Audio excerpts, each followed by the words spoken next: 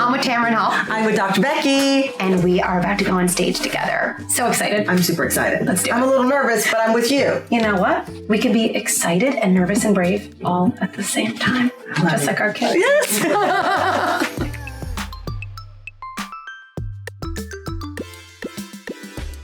Thank you so much for being here today. I know this is not the perfect weather, but it's always great when you're in the company of other parents and other people who are trying to support each other on this very interesting journey of parenthood. I am a mother of a 5-year-old. I had my first and only child at 48 because I'm 54. And some things just got to stop. My son Moses is now 5, about to be 6 years old. And so much of the journey has been made better because of Dr. Becky. The movement that she's created with Good Inside has really been a big part of not only navigating his life, but what I'm able to bring to his life, or what I hope I can bring to his life. We're on this journey together.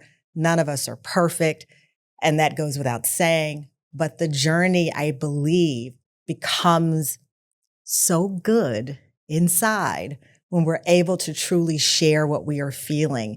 And so I'm happy to celebrate with Dr. Becky her first children's book, a topic that is challenging. It's sometimes intimidating. It sometimes comes with shame, but it's real. And I love that That's My Truck touches on yet another part of the journey that can feel so alone unless you have a great support system. So please, without further ado, I'm a fan. I know I feel like this is a rock concert for parents. I'm like, we're like getting lit on children's advice. All right. Please welcome Dr. Becky Kennedy.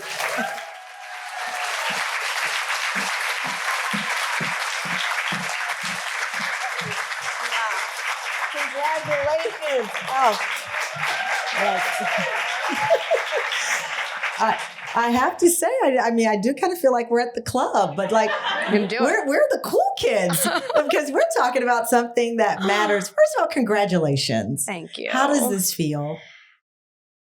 I mean, it feels surreal. I've always been obsessed with children's books. I feel like my best moments with my kids come with children's books. I can tell a version of my own story, a memory I have. When I kind of read something that kind of evokes something, I know my kids feel less alone through kind of watching other kids go through the same things they go through. And honestly, it was the Good Inside community who I feel like sparked this and saying, we want more good inside our home. Like, we are trying to do this. It's a new language, and books are a way to hear yourself say words that you might not come up with in the moment, especially when you're stressed, like we were just talking about. And so the fact that that idea, my love for children's books, now comes from this moment to this moment, and I see it right here, and I'm talking to you about it. I'm just so excited to get this out to the world. When you wrote the last page of this phenomenal little book, but powerful book, what did that feel like? You know, I haven't been asked that question, and it was kind of this moment of conflict with the actual last word, because my favorite moments with my kids are when I tell some story of struggling when I was a kid. And I feel like there's a way when you tell a story like, when I was your age, I saw a kid have some stickers in her cubby and I took them, right? If my kid's, kind of in a stealing phase or something like that. And to me, the most powerful thing is when you tell the story, you kind of feel this connection with your kid. And then I always tell parents, if you do this, do not cheapen the moment by saying, but then I never stole again. And we all do that, right? And you're like, well, you just totally ruined that moment. And so I ended this book, and it's interesting you asked me, in a way that felt authentic. There's kind of a moving on. There's not some tied up with a bow moment. There's not, and then Charlie and Pia never hit another child or never did anything imperfect again. It kind of felt like an extension of what would happen in my house. Like, I'd intervene, I'd set a boundary, I'd connect with my kid, I'd connect with my other kid. And then I kind of trust that you can move on in the moment and you don't have to take all of the years of parenting and put it into a 30-second lecture to your kid. You don't? No, I do not recommend.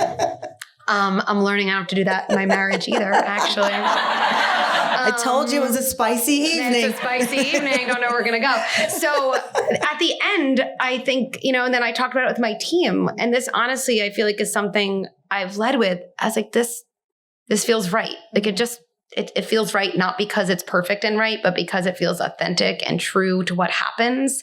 And so I think I finally felt settled at the end by saying this just feels true to a kid and a parent's experience, even if it might not look like another children's book. I love that you said true to the kid and the parent's experience. I wrote Harlem Honey. A lot of people believe this is a love letter to Harlem. And in truth, it's my son was incredibly shy. He was just shy of his first birthday when the world shut down. And as I shared with you, when we emerged, I had a confident kid in the home. And then I had the kid at the birthday party who was hiding behind me.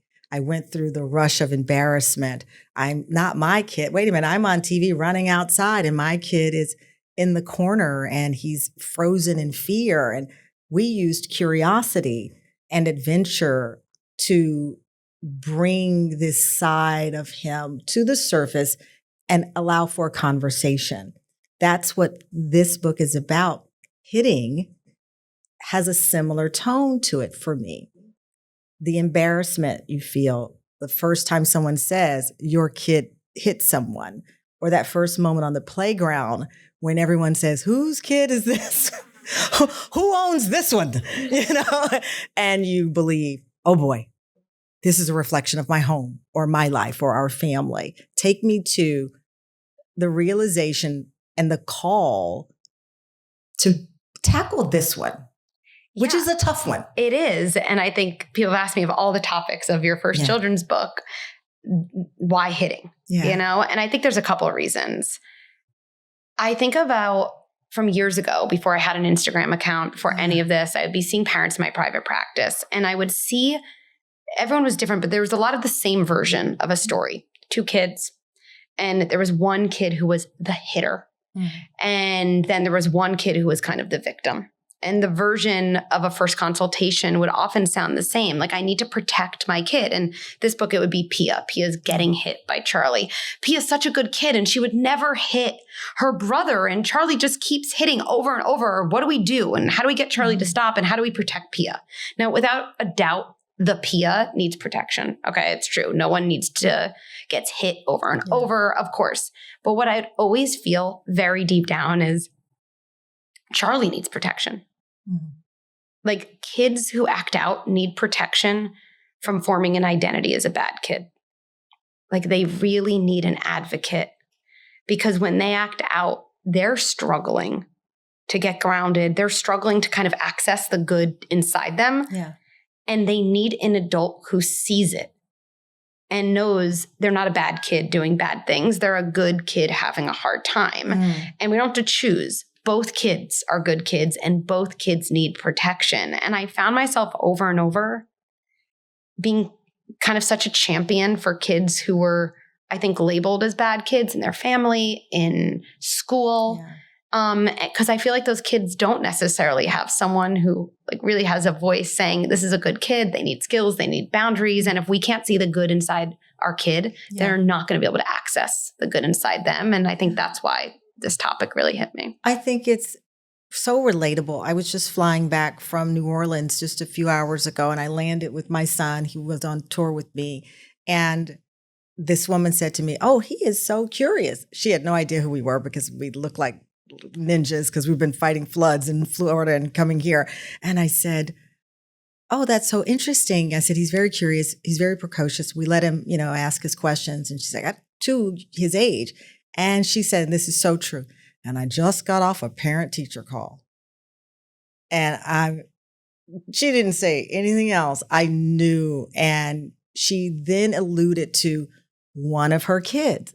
And I thought, is this a plant? I was like, is Ashton Kutcher still doing Punk'd? How is this possible that this complete stranger on the plane with a 6-year-old alluded to this very thing of the labeled bad kid call? Yeah.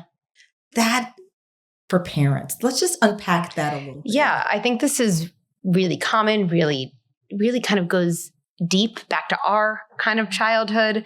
And I think it has a lot to do with the essence that is the good inside approach, right? We see bad behavior all the time. This is actually what really compelled me to become a psychologist. I was just like, why do good people do bad things? Not just kids, all of us. Like we all do not so great things, right? Why do I yell at my husband even though I know it's just that I had a bad day at work and I'm taking it out on him and I know better? Why do I scroll on my phone even though I definitely know better than to do that at 10 p.m. when I said I would have an early night? Like we do things all the time. And I think the thing to activate is curiosity to try to understand that. Because I think one of the things our brain does as a trick kind of is we see bad behavior, our own. I yelled at my kid, or our kids, my kid hit. And we immediately short circuit because it's the easiest thing to assume bad behavior means I'm a bad person, or bad behavior means my kid is a bad kid. And I don't think we actually think that so consciously, but it happens so fast. Behavior and identity get collapsed. And then we're in a mindset where my kid almost is that behavior. And then, of course, if our kid is a bad kid, you're going to lead with control. You're going to send them to your room. You're going to be in a threat state yourself. You're feeling like, oh my goodness, my kid is the enemy and this is all bad. And I do this too. We fast forward 20 years, right? Probably not the only one who's like, my kid's a sociopath and they're going to be hitting people when they're 30 and they're going to be in jail. They're going to have no friends. And in reality, your kid's like 2, right? And they like are frustrated that their friend is playing with the blue blocks, right? And as I've said a million times, but to me, it really can't be overstated. Kids are born with all the feelings and none of the skills. That gap explains 99.99% of bad behavior. And we've always kind of punished in some ways the kid and the feelings. You're overreacting. Go to your room. Stop crying. I'll give you something to cry about. There's no reason to feel jealous, as if the feelings are the problem, but the lack of skills have always been the problem.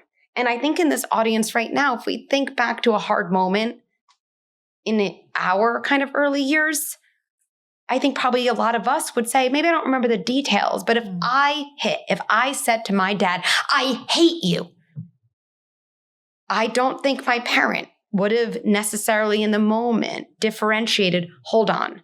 What Becky is really saying is, I'm very disappointed I can't have a sleepover tonight. That's actually all she's saying.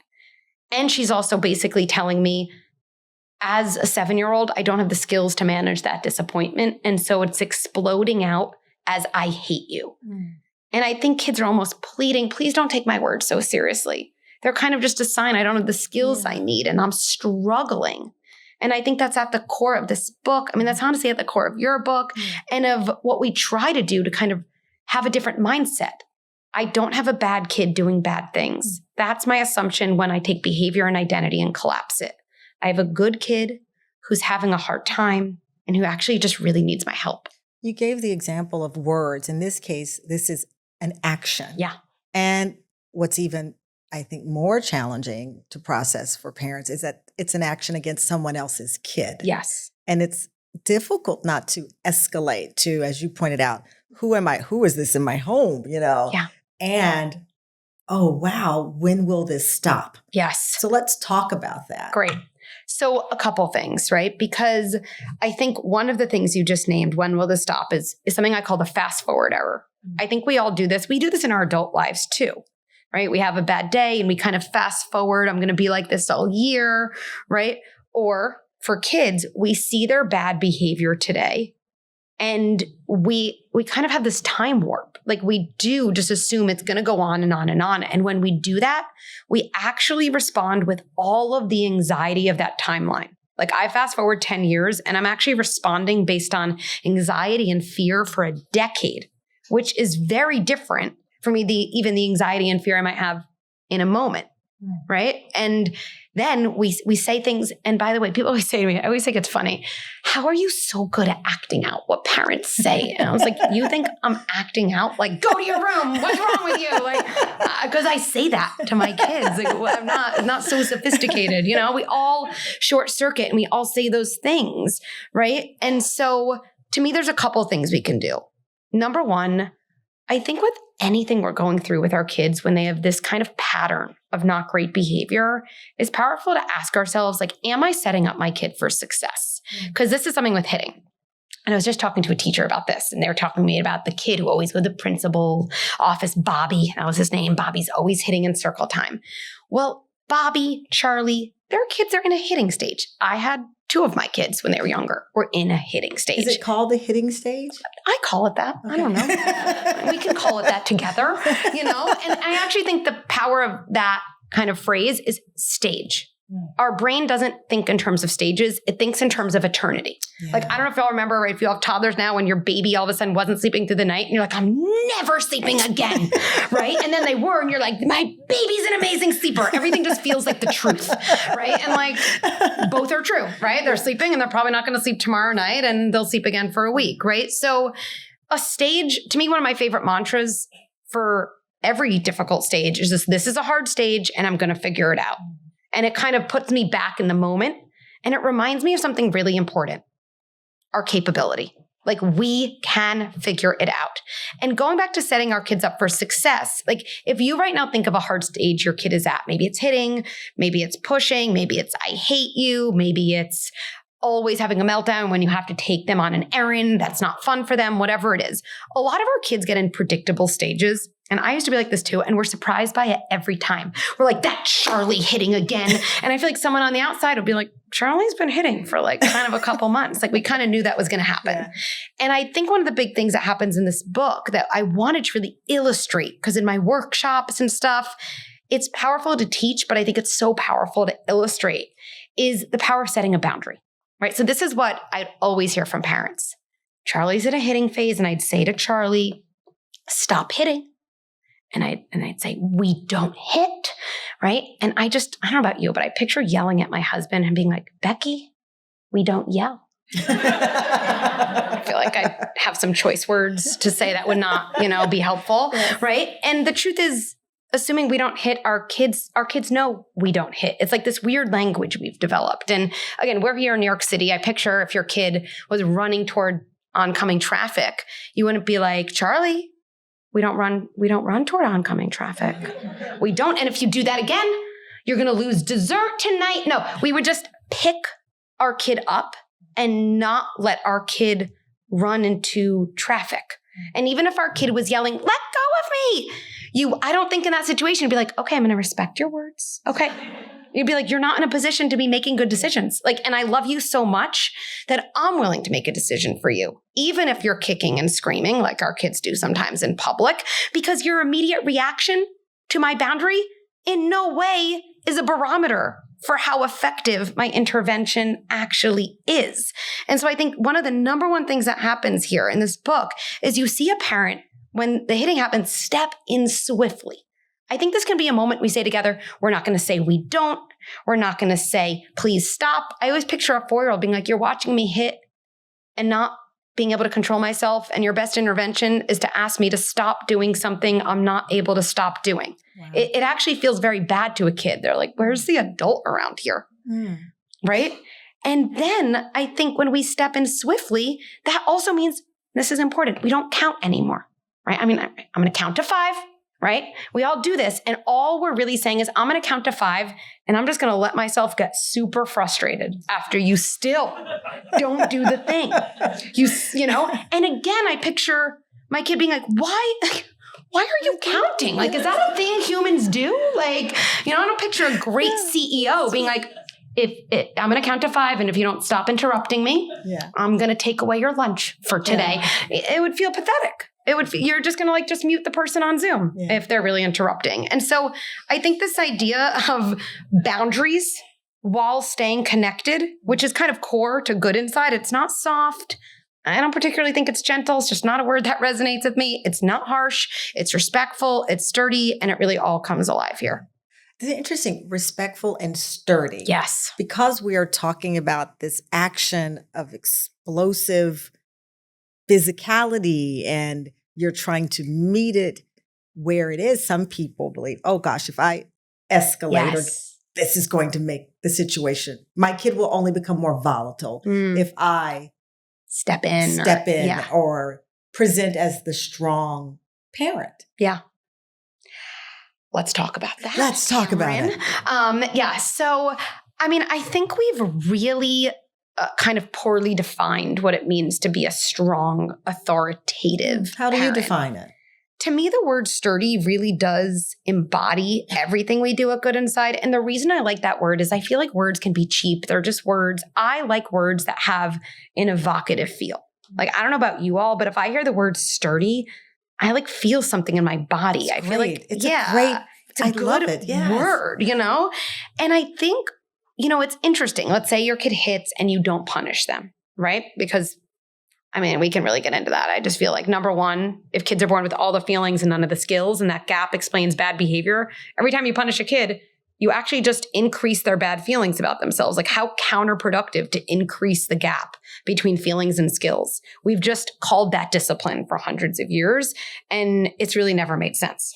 And so you picture a parent in that situation often saying things like, I cannot permit this behavior. Go to your room and no dessert tonight, no iPad. Or we say things that we also never even keep up. I mean, because I know this, I've done it. I'd be like, no dessert tonight. And that night, this happened like a couple weeks ago. I was like, you know what? You can have berries and whipped cream because that is not really dessert. What am I saying? It's like making stuff up, you know? Right. And then we've said, because in the moment you do something, you like take something away, you feel strong. I really mean this, and this is going to sound controversial, but like I'm just on one tonight. Like, I feel like that is so weak. Wow. So weak. Like, can you picture a good NBA coach watching kind of a player miss layups, and the best thing they have is like screaming at them in the court, like, come off the court, and then tonight, like, you, whatever it is, you're going to lose this many $1,000. It just feels, you're like, what? Like, or a CEO again, like, you're late.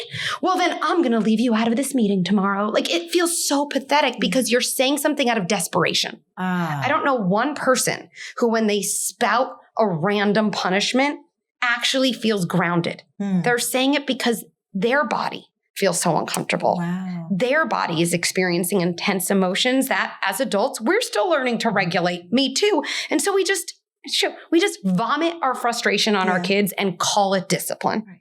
It's not. And so I think instead what sturdy is our ability to set a boundary. We have to be a boundary for our kid before they can be a boundary for themselves. Wow. People are like, well, I'm not going to stop my kid from hitting. They need to learn to do that themselves. How are they going to learn to do that? Their urge to hit is going to be met with your boundary. Wow. Literally, I won't let you hit. And when you get good at this, you start to notice. One of my kids, again, I knew was always was sharing. Why am I going to leave my kid alone on a play date when there's one truck? I know my kid. They're good unless I'm there. And I'm going to say to my kid before the play date, I'm going to be sitting close to you. And as soon as I notice there's a hard moment, you're not in trouble, I'm going to pull you to the side then. Because that's the moment we can kind of take a deep breath together. And again, when I do this the first time, this is so important. My kid doesn't say to me, I really needed that.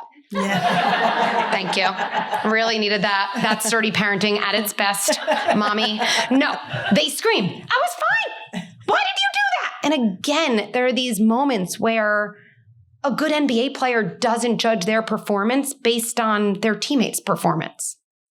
They have their own goals they're working on. So if I know my goals, I'm going to try to get ahead of the hit. Yeah.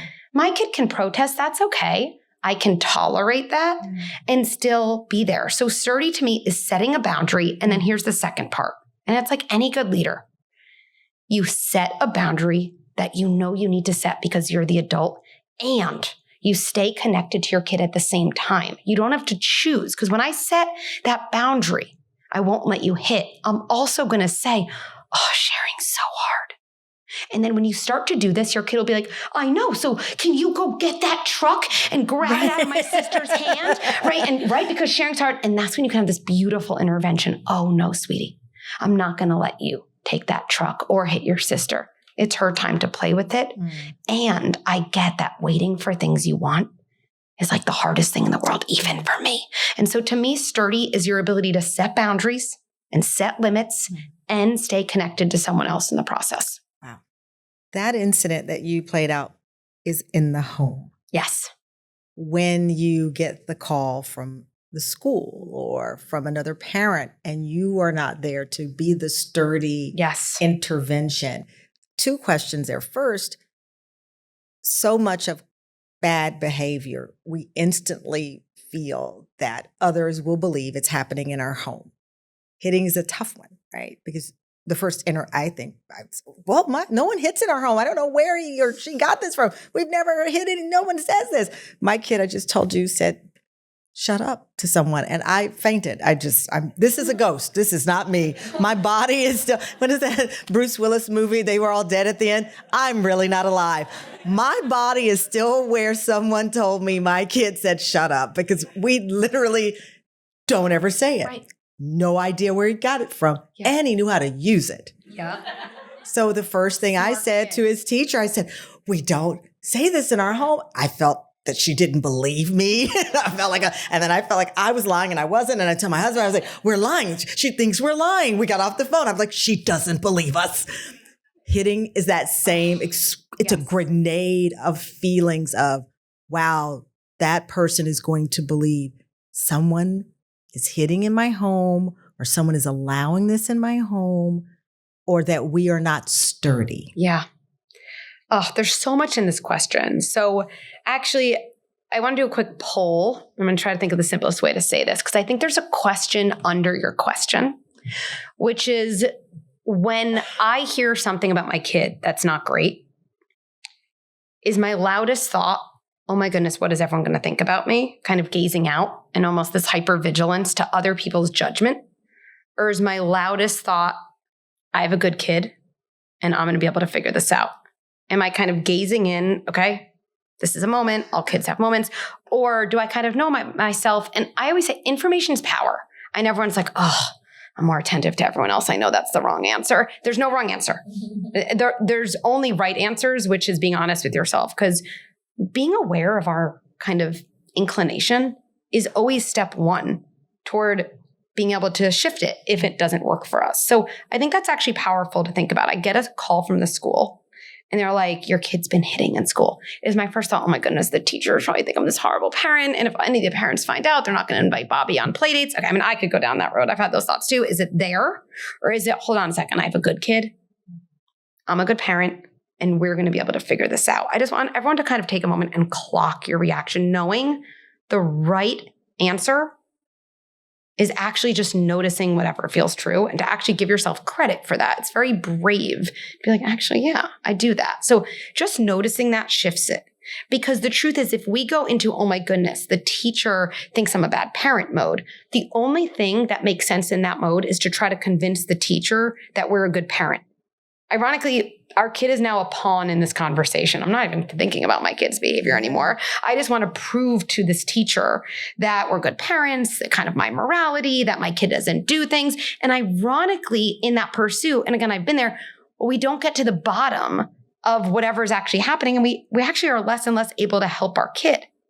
I also really do try to operate with what I call this like MGI perspective, most generous interpretation. Right. And so you might all say, Becky, you're delusional. And maybe I am, but I think it works for me. I just believe that people inherently would understand kids hit. That just because a kid hits doesn't mean I'm a bad parent, doesn't believe I have a bad kid. And if that's a new idea, and maybe I am delusional, to me, there's so many things that could be true. It's just a matter of what ends up working more for you than against you. And I'd ask you tonight and tomorrow, just like try that on. What if I assumed that this friend who I thought was judging me actually really likes my kid and just wanted me to be aware? The teacher actually also thinks, hey, we're both just Team Bobby. Let's figure out a game plan. Because it's amazing when you operate with that assumption, you don't feel like daggers are actually being thrown your way all the time. And you even hear the same comment from the teacher differently. So very practically, when talking to teachers, I find one of the most helpful things to say from the start of the conversation is something I just said. Look, thank you for telling me about what's happening in school. And I just want to say, I know we're both Team Charlie. I know that. I know we both know he's a good kid, kind of a hard stage. And I'm kind of excited to share what we're trying at home, excited to hear what you're trying at school. And I know if we work together, like we're going to really be able to figure this out. And just setting the stage that way with the most generous interpretation completely changes the conversation, because the teacher too wants to prove to you, I'm a good teacher. I like your kid. And if they feel like they don't have to prove that from the start, you can actually talk about the issue. Same thing with a parent. Most of us here, I don't know, our kids have done things. My kids have done things. They've hit, they've lied, they steal, they say, I hate you. And one of the perspectives on this that I really have found heartening, I want my kids to do all those things. I actually do. It's not like I say to them, hey, go smack that kid. I don't go that far, okay? I do not, okay? But here's why I want them to do those things. And I really do mean this. I get more concerned about kids who don't have a range of kind of difficult behaviors than I do about kids who do. Because underneath any, quote, bad behavior is a feeling your kid is going to have for the rest of their life. Here, right, when Pia is playing with Charlie's favorite truck, he feels nervous, right? And I think that's actually underneath so much we don't realize, what if she plays with it the wrong way? What if she breaks my truck, right? They feel nervous. They feel jealous. They feel angry. They feel disappointed. These feelings will exist in our kids' life forever, right? I always think as a psychologist in private practice, I never had an adult say, my parents got all of the distressing feelings out of my body. I'm just happy and satisfied all the time, right? It's never happened. But we all know adults who have no more skills to manage anger and disappointment and jealousy than they did when they were 2. Literally. And it might not look like hitting when there's a truck, but it looks like kind of nasty gossip behind someone's back because they weren't invited to a party, right? Or looks like this trio of women on White Lotus where you're like, whoa, right? Okay. Right? Okay, that's what it looks like. It's the same thing. The context changes, but the feelings never change. And so if your kid is hitting, I really do mean this. I invite you to have this sick, almost joy perspective that I have, okay, just for a moment of oh my goodness, my kid is telling me the thing they need help with. How amazing to find that out at 4. It's kind of hard to find that out when your kid's 25 and you're like, they have a major anger problem because the stakes get really high. And I think this has to do with the overlap of our book. To me, to have that perspective, you have to activate curiosity over judgment. And those are opposites. Being curious is inherently anti-judgment, and being judgmental is inherently anti-curious. And I think this curiosity comes from saying, and you don't have to have an answer, just asking yourself the question is so powerful. What was happening for my kid right before they hit? My kid stole that thing from the other kid's cubby at school. I wonder what was going on. What would make me steal something and then lie about it? I must really want something. I must want it so bad. And then I probably actually feel bad that I took it. And as long as I don't tell the truth, I don't have to face the reality of stealing that kid's truck and I still get to have it in my backpack. I think we could actually all kind of understand that. And you know what happens when you're an adult? You see other people have things that you really, really want. You do. And so how cool that we have this opportunity. Oh, well, let me understand the feeling. What skill would my kid need? What would my kid need to say to themselves when they see someone else's truck to manage the feeling and not steal it? Because I promise you that thing, which you can actually practice, actually will be probably the exact same thing your kid's going to say to themselves when they're 40. Oh, I want that. And it stinks that I don't have it. And I can figure this out. It's okay to want and not have. This stinks. And there will be a moment it doesn't feel this hard. The words will be the same even as the context changes. And you only have an opportunity to help your kid if there's a sign of what they're struggling with, which usually is their kind of bad behavior. Yeah. I love that you talked to me backstage, and I want to share it with the audience as well. This opportunity to connect with our children with the book. A story time that really has this substantive message and is full of tools that they will potentially, and that we will be able to enjoy in a simple story form. I think that's so powerful versus we're sitting down today over the dinner table to talk about you hitting, and let's go over Dr. Becky's notes. Are you ready, 5-year-old? Go. Whereas we can sit on the bed, wherever, outside, at the park, and enjoy this book in this less tense environment of understanding. Yeah. I love that. I mean, I really believe that humans learn through stories. We love stories. We're a people of stories. Like that's actually how we learn our best lessons. And if you think about your hardest moment, I don't know, you were fired from a job or you lost your wallet or whatever it was that was hard recently. Think about someone next to you teaching you something. Oh, I don't know. It just would not be what I want in that moment. I feel like if I lost my wallet and then I found out I wasn't invited to something with my friends and then I had something really hard happen at work, the only thing that would help is maybe a hug or like a friend being like, let me tell you about my horrible day, right? And it's not because just misery loves companies. It's not because misery loves company. It's because you're having a hard time and there's like all these pieces like this. And when someone else has a story to share where you kind of see similar pieces, you feel less alone and you feel like the thing you're going through is survivable in a much more powerful way than someone saying this is survivable. It just doesn't hit your heart. And books, to me, books are a story. And we were talking about, I just love the way a children's book allows me for 5 minutes at the end of the day to be a really good parent. When I feel like on my own, I just don't really have the reserves to be a good parent. I mean it. That's what my favorite children's books are. And they're not all books, but there's the ones where I feel like there's something deep and meaningful. And I know in that moment, I was like, I would not have created this moment on my own. I was too tired. I was frustrated at my kid. And I was saying that this person who got this book early said, I've been kind of part of Good Inside membership for a while and the language is so natural to me. And it's been a little issue with my partner. He's a little resistant. I'm going to cry. She's like, I heard him read this book. And I heard him because he was just reading pages say to our daughter this idea of like, you're a good kid having a hard time. And he was reading the book, but it was his voice saying it and those words. And I understand why they're hard for him. It was so different from how he was raised. It really is like a new language. I really feel like books bridge that gap.